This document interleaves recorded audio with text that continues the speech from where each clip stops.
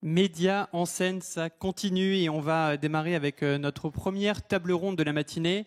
Nous avons donc simplement une petite demi-heure pour parler d'un grand et vaste sujet, comment inventer un bon usage du numérique. Une question auquel nos 4 invités vont tenter de répondre et ils vont le faire brillamment. J'ai la chance de recevoir Fabienne Dulac, bonjour.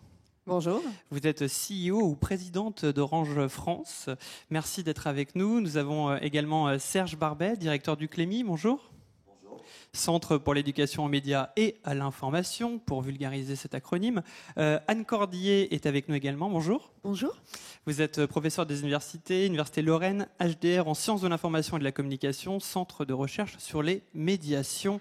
Voilà, j'ai tout dit. Et enfin, notre dernier invité, Michael Stora, bonjour. Bonjour.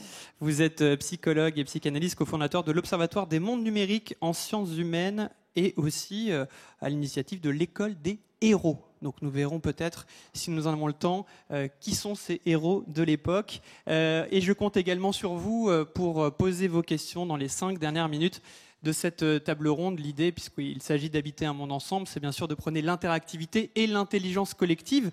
Une intelligence collective que nous retrouvons parfois sur les réseaux sociaux et parfois pas. Alors justement, on va commencer avec vous, Serge Barbet, puisque votre quotidien au Clémy, c'est bien justement de prôner et de promouvoir un bon usage du numérique. Alors est-ce que vous pouvez déjà nous rappeler en quelques secondes l'émission du Clémy, puisque tout le monde ne connaît pas ici dans la salle. Qui connaît le Clémy dans la salle ?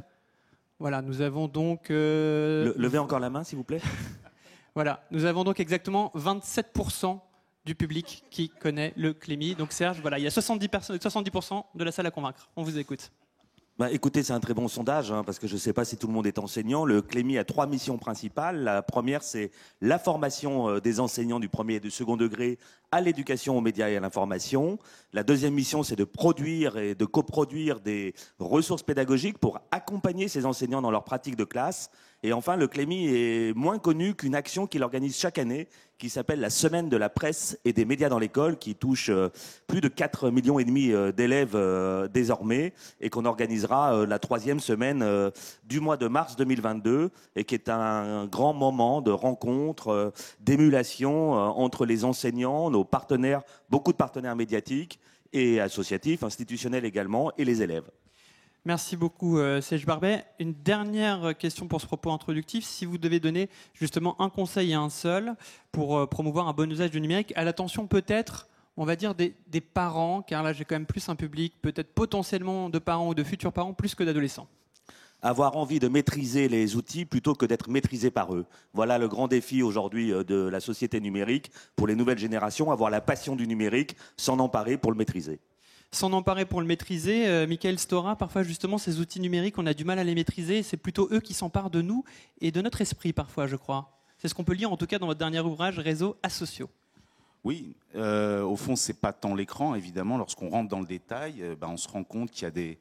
Et je pense, et moi je vise directement les réseaux sociaux tels que Facebook et Instagram, qui véhiculent une forme de philosophie qui va à l'encontre, d'une certaine manière, de notre souveraineté française, c'est-à-dire aussi la capacité à pouvoir ne pas simplement être du côté du so amazing, du bonheur à tout prix.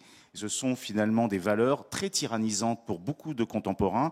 Moi, spécialisé dans les adolescents, c'est souvent malheureusement source aussi de beaucoup de souffrance. Je crois qu'il faut évidemment à un moment pouvoir, pas simplement critiquer les réseaux sociaux, par exemple en termes de nombre d'heures passées dessus, mais surtout sur la philosophie qu'ils véhiculent.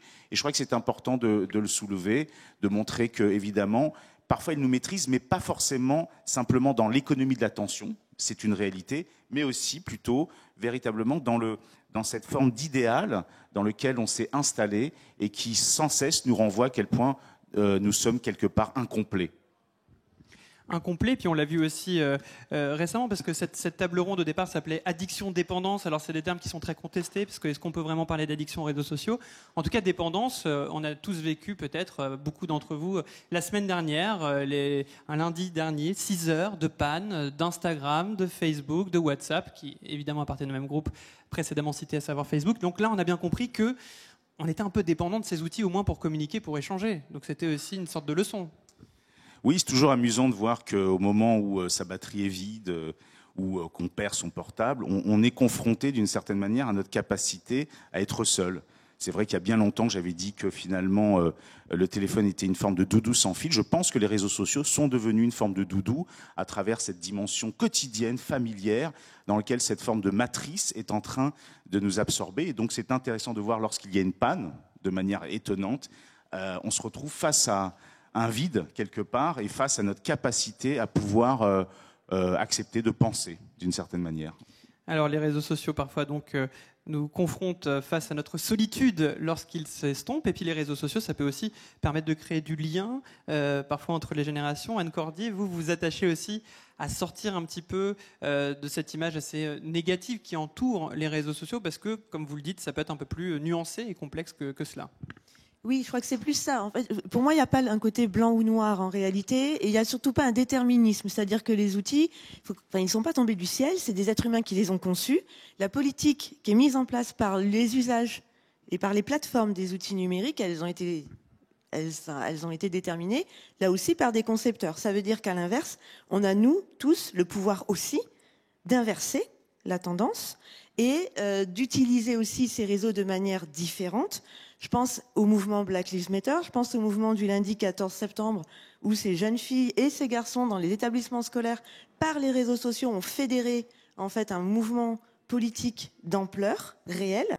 Et puis, je pense aussi au commun, c'est-à-dire à notre capacité aussi à sortir des modèles économiques de plateformes qui effectivement fonctionnent sur le contrôle des données personnelles, mais aussi sur le contrôle de notre temps d'attention. Et habiter un monde en commun, c'est aussi habiter un monde qui repose sur des communs de la connaissance, sur des outils qui ne sont pas dédiés à la récupération de données personnelles, mais au vivre ensemble.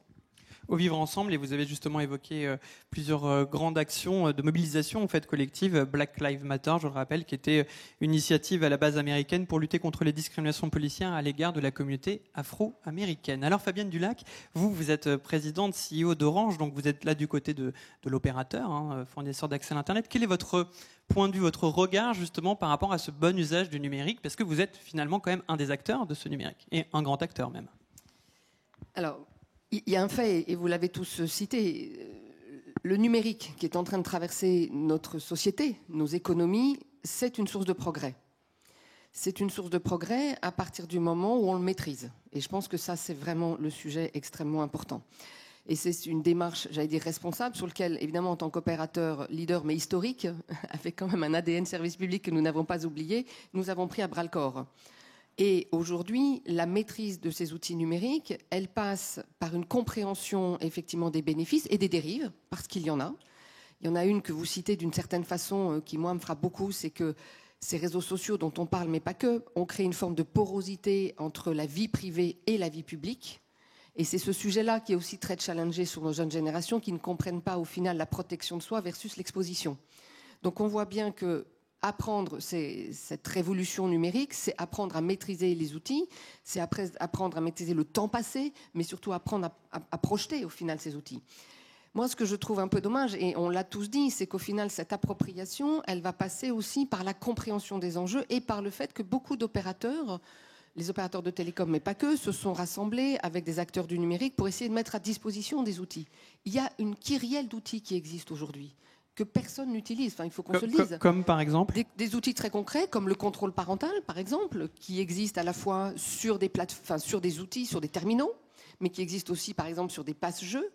Vous avez des outils comme des coachs de Xulu, qui a créé un coach digital qui permet à la fois pour le parent et pour l'enfant de comprendre ses usages, son temps passé, ce qu'il fait et au final quel est l'impact. Vous avez des outils, par exemple, de pause Wi-Fi. Vous pouvez fermer le Wi-Fi. Vous avez des outils qui vous permettent même de paramétrer les accès Internet à la maison depuis votre box. Extrêmement simple. La vraie difficulté que nous avons comme opérateurs, puisque nous développons ces solutions-là en ayant bien conscience que pour que la révolution numérique soit un progrès pour tous, il faut qu'elle soit maîtrisée.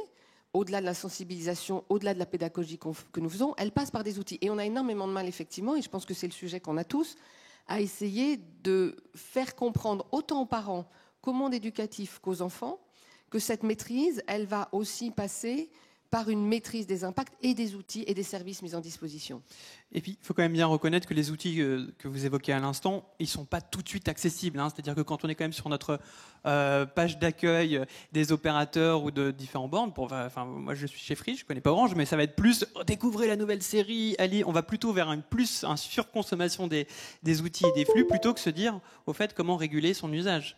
Parce qu'effectivement, un opérateur s'adresse au plus grand nombre, mais il s'adresse aussi à chacun avec ses exceptions, et vous le disiez, je pense que chaque usage est différent, chaque famille a ses problématiques, chaque enfant d'ailleurs a des usages aussi très différents. Donc ensuite, les outils existent, et c'est vrai que globalement, on sent que nous avons un vrai travail de pédagogie à faire avec l'ensemble des acteurs. C'est ce qui est en train d'ailleurs de commencer à se structurer. Il y a un certain nombre de protocoles qui viennent d'être signés avec la Fédération française des télécoms, avec le monde associatif, avec les agents, les acteurs du numérique, effectivement, pour que chacun décide de son parcours numérique et de sa vie numérique. Serge Barbet ? Je voudrais simplement ajouter que l'éducation est décidément la reine des batailles devant cet enjeu du numérique. Pourquoi ? Parce qu'on peut mettre effectivement, et c'est utile de mettre les outils en place pour la prévention. Ces outils, bien souvent, se heurtent au manque de temps, parce que nous sommes dans une société aussi où le temps est très accéléré, où les parents eux-mêmes ont des difficultés à paramétrer, à prendre le temps de faire cet effort de paramétrer les comptes. Une deuxième réalité, c'est que nous avons une génération aussi qui maîtrise bien aussi les paramètres de sécurité et qui est tout à fait capable aussi de les déjouer pour une partie peut-être infime de la population jeune. Mais enfin, je regarde dans mon entourage et je vois bien qu'aujourd'hui, il y a des techniques effectivement pour déjouer les interdits. Et que l'interdit, la prohibition, il y a un petit courant actuellement qui monte pour dire qu'il faudrait interdire l'accès aux réseaux sociaux au moins de 16 ans. Je l'ai entendu de Gaspard Koenig, je l'ai entendu d'autres récemment dans des tribunes dans la presse hebdomadaire, et je pense que cette approche est dangereuse pour une raison simple. C'est que la prohibition simple, c'est la transgression. C'est-à-dire ce que l'on va m'interdire, je vais aller le chercher parce qu'il recèle dans cet interdit une part d'inconnu, de mystère qui doit être forcément fascinante, et donc je vais tout mettre en œuvre effectivement pour accéder à cette chose interdite. Et ça, à l'âge de l'adolescence, on sait les réflexes qui peuvent être en place, des études ont été faites là-dessus, et donc l'éducation, la reine des batailles, parce que c'est faire prendre conscience qu'effectivement ces outils sont des sources de progrès immenses. Et qu'en les utilisant à bon escient, on peut progresser, on peut se développer, mais cela demande un effort certes considérable, mais un effort d'éducation, de coéducation, qui implique les parents dans leurs propres pratiques face à leurs enfants. Soyons responsables nous-mêmes quand nous sommes à table et effectivement évitons de scroller quand nos enfants nous parlent et qu'on a l'air d'être occupés à autre chose. Retrouvons effectivement le lien intime, familial dans l'éducation qui est extrêmement important, le rôle des enseignants, de l'école, à côté des parents, pour progresser encore sur ce sujet. Et nous savons que l'école a bien progressé ces dernières années. Oui, enfin, quand même, Serge Barbet, quand les parents consultent leur téléphone à table, c'est toujours pour des choses très importantes. Non ? Toujours, évidemment. Évidemment. Et c'est pas nous. Et c'est pas nous, voilà. Michael Stora, vous souhaitez réagir ? Oui, non, mais je rejoins ce que dit Serge Barbet, évidemment, et j'ai tendance à penser que la plupart des discours sont assez clivants. Et ce que je trouve assez dramatique à l'heure actuelle, c'est que si je rentrais dans un appartement témoin, on se rend compte que tout le monde est seul face à son écran. Et j'ai tendance à penser depuis 20 ans, j'ai toujours fait des écrans des alliés, puisque vous savez que j'ai même soigné avec des jeux vidéo. Je travaille aussi toujours dans ce sens-là. Et je pense que l'avenir serait la question de partager son écran. Vous savez qu'une étude d'e-enfance avait montré que 76% des parents ne savent pas ce que font leurs enfants sur Internet. Et c'est à partir du moment où vous ne savez pas que vous projetez. Et faire des écrans, d'ailleurs, certains ici ont pu entendre d'autres personnes qui ont tendance à moraliser le débat, à faire des écrans un objet diabolique, ce qui d'ailleurs plaît beaucoup aux ados, parce que c'est un des derniers lieux de transgression, entre autres le jeu vidéo. Et je pense que faire des écrans un allié, partager l'écran, jouer avec son enfant au risque de perdre, écouter lorsque notre ado nous montre une vidéo YouTube, c'est une occasion de parler. Et je pense que l'avenir, entre autres, c'est de faire de cet écran quelque chose qui ne fasse pas écran lorsqu'il y a des problématiques sur d'autres problèmes, parce que au fond, il ne s'agit pas simplement d'un écran, il s'agit d'un contexte familial, politique, social, dans lequel on regarde ces écrans, et à chaque fois, ça nous permet d'avoir des indicateurs sur le fait qu'il y a d'autres problèmes derrière. Donc faisons attention. On a trop souvent tendance à accuser l'écran d'être à l'origine de tous les maux. C'est vrai que pendant longtemps, le seul écran qu'on avait, c'était la télévision, et les parents pouvaient toujours jeter un œil dans le salon pour savoir ce qui s'y passait. Là, on est face à des écrans individuels, des bulles. Anne Cordier, vous partagez justement cette idée que l'écran doit être un objet et favoriser le lien intergénérationnel ? Oui, alors je vais rebondir sur deux choses, donc je vais en profiter tout en étant entièrement d'accord avec ce qui vient d'être dit. Je crois que ce qui est important aussi, et c'est amusant, c'est la remarque qui a été faite sur, voilà, nous ce qu'on fait quand on scrolle. C'était en blaguant, hein, mais nous, c'est sérieux. C'est aussi de prendre au sérieux ce qu'ils font, ce qu'ils découvrent, ce qu'ils explorent, ce qu'ils craignent aussi de voir ou de trouver.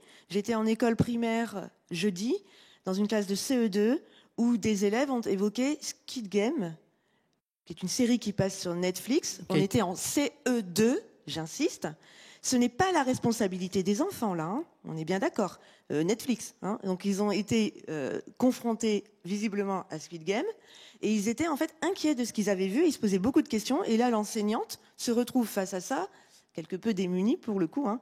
Donc ça me paraît vraiment important de remettre aussi au centre l'enfant, l'adolescent, l'acteur, quel qu'il soit, l'adulte aussi, ses usages, ce qu'il en fait.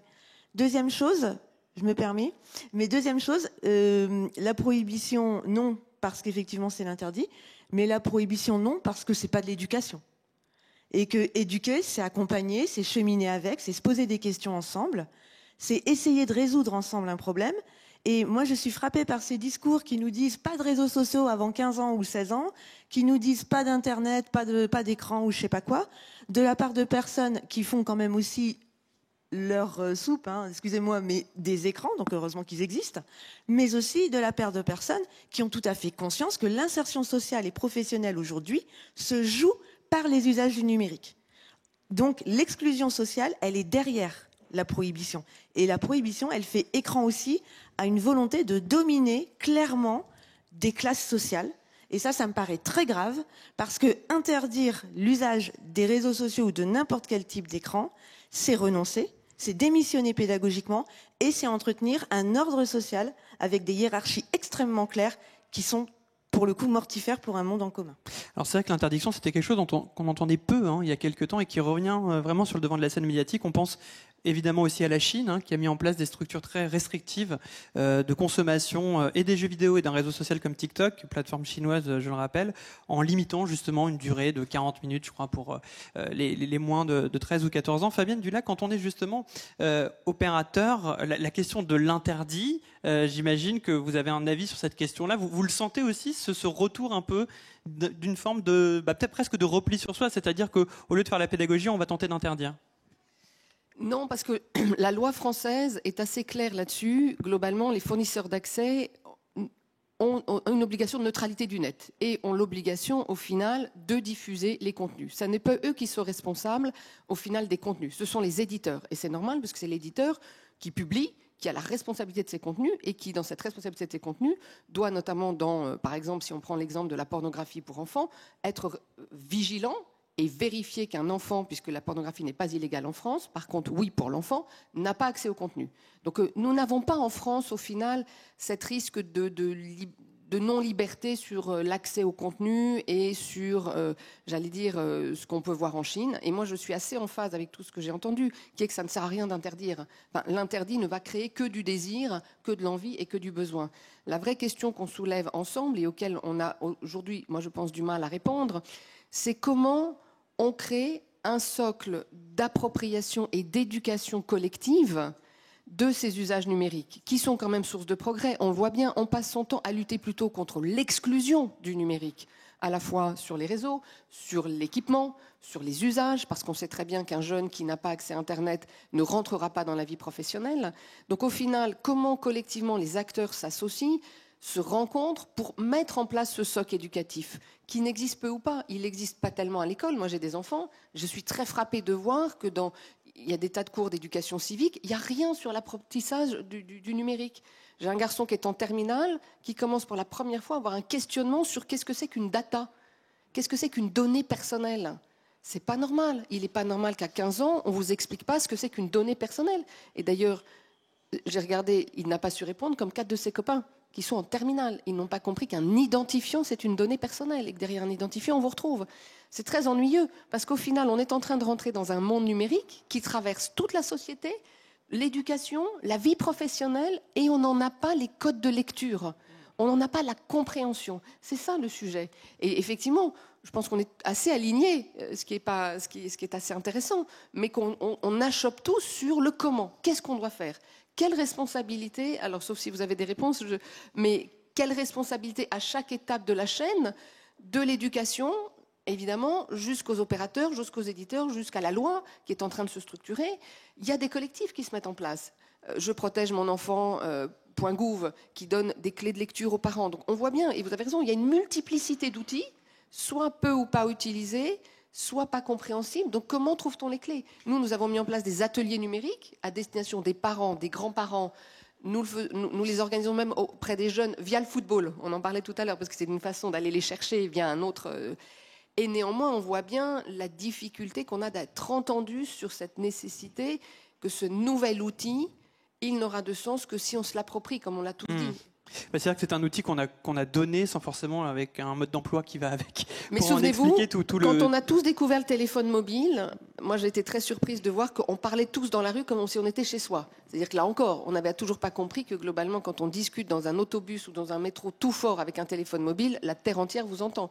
Là, je trouve qu'on a à peu près régulé le système et on a quand même tous à peu près compris comment fonctionne cet espace privé et public qui doit se rencontrer. Oui, et là, nous avons sans doute encore le même sujet. Voilà, avec des champs beaucoup plus larges d'expérimentation que le téléphone mobile. Serge Barbet, vous avez quand même un petit peu hoché la tête quand on a parlé d'éducation aux médias à l'école, qui est sans doute, si on écoute Fabienne Dulac, inexistante, en tout cas peut-être insuffisante. Insuffisante. Mais Fabienne Dulac rejoint 90% des parents qui demandent que l'école assure mieux son rôle d'éducation aux médias et à l'information et du renforcement de la citoyenneté numérique. 90% des parents. Alors, en terminale, peut-être que votre élève fait partie des dernières générations de terminale qui vont passer au travers des mailles du filet, et je l'espère. En tout cas, j'en forme le vœu. Moi, mes enfants sont au collège, en 4e et en 3e. En 4e, l'éducation aux médias et à l'information, ils en font. Ils ont même commencé en primaire, les miens, à l'école publique, hein, je précise. Et ils ont commencé avec des cartes de jeunes journalistes. Ils ont fabriqué leur journal, parce que l'on parle depuis tout à l'heure du numérique des écrans. Mais on ne parle pas de ce qu'il y a derrière et de l'objectif. L'objectif est double. Il est à la fois sur le terrain des humanités, de former des citoyens. Et on voit aujourd'hui que c'est un enjeu de l'accès à l'information, de l'information à la documentation sous toutes les formes, y compris de l'information médiatique, de l'information scientifique, de l'information documentaire. Et puis il y a le volet technologique, scientifique, les sciences numériques et technologiques au lycée. Votre fils vient de passer juste derrière la réforme de ces programmes qui essayent d'instiller effectivement dans les nouveaux programmes du lycée ces enjeux-là. La question, c'est qu'aujourd'hui, effectivement, il faut accélérer, il faut renforcer. J'ai remis un rapport au ministre de l'Éducation nationale le 1er juillet dernier. Ce rapport demande des choses très simples. Donner les moyens à nos équipes sur le terrain d'agir. Justement, agir, le mot a été lancé. L'action, je ne sais pas, là, je me mets à la place des auditeurs et auditrices. On a quand même besoin de solutions aussi, on a quand même besoin de moyens. Là, on a fait un constat effectivement de l'ampleur du problème. On a évoqué des pistes, mais qu'est-ce qu'on peut faire concrètement ? Toujours très compliqué parce que finalement c'est un champ tellement vaste et puis ça dépend comment on l'aborde. Moi je vois bien que finalement lorsqu'on l'aborde toujours du côté de l'inquiétude, on fait que nourrir de l'inquiétude et je crois véritablement que je vois encore, moi aussi j'ai des enfants parce que tout le monde parle des siens et finalement, d'accord, bon. On va d'ailleurs projeter les photos de vos enfants en vacances et vous pourrez voter. Facebook. Je dirais que étrangement j'ai vu qu'au collège, lycée, on est encore dans des sortes de craintes, de peur, du cyberprédateur, de la e-réputation et finalement ça les fait bien rire. Quand on voit les ados dans la manière dont ils abordent des choses, à l'époque il y avait eu le fameux droit à l'oubli. Ça fait bien rire les ados parce que les ados veulent tout sauf qu'on les oublie. Au contraire, ils se montrent. Le blog a été considéré comme un journal intime alors que ça ne regarde que les autres. Donc on voit qu'il y a une sorte d'incompréhension peut-être liée à nous en tant que vieux cons, entre guillemets, c'est-à-dire de se dire mais au fond, comment se repérer par rapport à ça ? Je crois que voilà, les choses évoluent. Il faut surtout peut-être penser qu'eux ont des choses à nous apprendre, étrangement. Qu'il faut surtout parler autour de cela, de leurs expériences, de ne pas avoir peur. J'ai travaillé dernièrement à Villiers-le-Bel, qui est quand même une banlieue où il y a des gros soucis. Eh bien, aussi bien des policiers que des éducateurs de rue, on a travaillé avec Snapchat comme une manière de retrouver un lien avec des jeunes qui filmaient des bastons hyper violentes. Donc il y a toujours moyen de trouver faut inventer des outils qui sont existants pour les détourner. Le détournement, Anne Cordier, c'est aussi une des solutions. Détournement, le braconnage aussi, dont on entend souvent parler. Le détournement, le braconnage, reconnaître la créativité de chacun aussi dans les usages et dans la façon dont on crée du lien. Il faut quand même pas oublier que derrière l'écran, il y a toujours quelqu'un. Moi, je suis frappée quand on entend, oui, les gens, ils sont derrière leur écran, ils font rien, ils parlent pas. Bah si, ils font que ça, en fait. Juste, j'ai peut-être pas envie de parler à mon voisin. Bon, là, en l'occurrence, il serait vexé, mais, et je préfère parler avec quelqu'un derrière mon téléphone. Mais il y a quelqu'un derrière. Enfin, il y a du monde social, il y a de la sociabilité. J'aimerais juste un dernier mot. Mais, rapidement, mais oui. Ouais, mais super important. Je suis désolée, mais parler de plaisir, en fait. Enfin, en fait, à chaque fois qu'on parle du numérique, qu'on parle des médias, de l'information, etc., on est dans une vision anxiogène du monde. On entretient aussi les paniques morales, en fait, qu'il y a autour de tout ça. Parlons du plaisir qu'on a d'être ensemble, du plaisir qu'on a de découvrir ensemble, du plaisir qu'ils ont et qu'ils ont envie de partager aussi. Les enfants et les adolescents, moi, que je rencontre dans mes enquêtes, qui fréquentent pas des cabinets effectivement de psy, etc. la plupart du temps, et ben moi ils me parlent du plaisir qu'ils ont de parler avec leurs grands frères, avec leurs parents, avec leurs grands-parents, des vidéos partagées ensemble via TikTok, etc. Et ce plaisir-là, c'est aussi une base pour l'éducation en fait, parce que ben évidemment on apprend dans le plaisir, et parce qu'on reconnaît le plaisir d'une expérience, on est prêt aussi à parler de celle qui peut-être parfois se passe moins bien. Eh bien, nous, on va avoir le plaisir d'échanger avec le public, si jamais ce public a des questions à poser à nos invités pour les 2 dernières minutes. Donc, n'hésitez pas. Voilà, je regarde ici ou là si une main se lève. Si vous voulez envoyer vos questions via Instagram, via les réseaux sociaux, en tout anonymat, j'ai aussi un iPad. Donc, ça, c'est quelque chose de possible. Et si vous n'avez pas de questions, eh bien, moi, j'aurai le plaisir d'en poser une dernière à mes invités. Donc, c'est à vous de voir. Je laisse aller combien? 5 secondes, c'est comme ça? 5 4, 3, 2, 1. Timidité. Timidité, voilà, c'est la timidité, je pense, qui s'est emparée de ce public. Serge Barbet, on est quand même au cœur d'une énorme mutation, c'est-à-dire que j'ai l'impression qu'on est à la préhistoire du numérique, en fait. Ces outils se développent sans cesse, on n'en est qu'au début. Il y a un enjeu qui est colossal, qui s'offre justement à nous. Est-ce que le monde politique, même le monde médiatique, mais peut-être plus le monde politique, a compris la hauteur de cet enjeu? Je pense qu'il le caresse du doigt tous les jours au quotidien. Après, est-ce comme un iPhone, vous voulez dire? Je ne sais pas s'il le scrolle dans toutes les manières, il n'a pas le choix. C'est-à-dire qu'effectivement, que l'on soit aujourd'hui une dictature, une démocrature, une narco-démocratie, une démocratie, une société éclairée, toutes les régions du monde sont traversées par cette problématique. Vous avez parlé de la Chine tout à l'heure. La Chine ne s'accompagne pas simplement d'une régulation de ses opérateurs numériques, elle s'accompagne aussi d'un travail très récent de la présidence chinoise sur l'école, avec le récit qu'on réinvente aujourd'hui de l'histoire de la Chine. Et donc je pense qu'effectivement c'est un enjeu pour nos sociétés démocratiques majeur que de savoir saisir les enjeux réels qui sont derrière notre thème de discussion. Et je pense que oui, on avance, mais il faut avancer plus vite.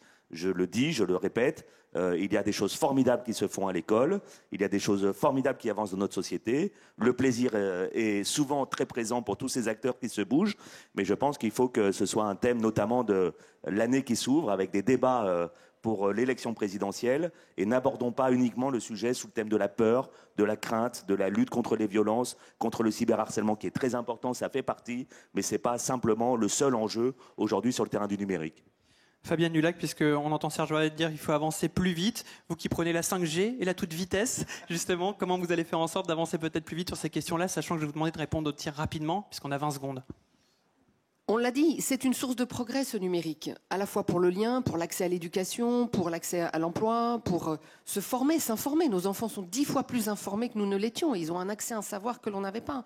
Donc la seule façon d'y arriver, pour moi, c'est ce travail de l'ensemble des parties prenantes, des opérateurs de télécom, mais aussi du monde associatif, du monde éducatif. Et la chose quand même positive qu'on peut tous se dire, c'est que ce sujet, il est pris, même s'il y a encore des choses à faire. Et globalement, les collectifs se mettent en place, à la fois avec des protocoles, avec des accords que l'on signe, avec des actions aussi au quotidien, sur le terrain, dans les écoles. Et on voit bien qu'effectivement, nous accélérons collectivement parce qu'on sent bien que ça va être le sujet clé de demain et surtout pour former les générations de demain. Merci pour ce mot de la fin, former les générations de demain. Merci pour cet échange passionnant, dense et évidemment nous sommes pris par le temps. Je crois qu'il est l'heure, cher public, de prendre le plaisir d'applaudir nos invités. Je vous demande de sortir, s'il vous plaît. Voilà. Merci beaucoup.